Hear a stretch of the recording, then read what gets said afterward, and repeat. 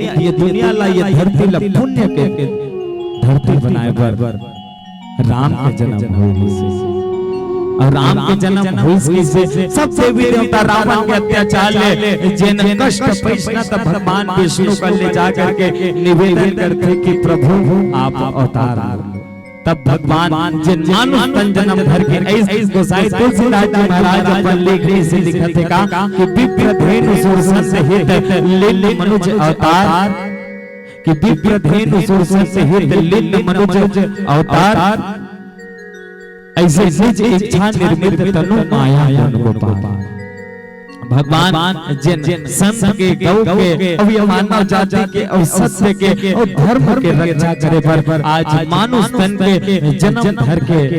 अवतरित हुए कहाँ ले है जन्म राजा दशरथ के राजमहल में माता कौशल्या के लाल कहा थे राजा दशरथ के पुत्र कहा थे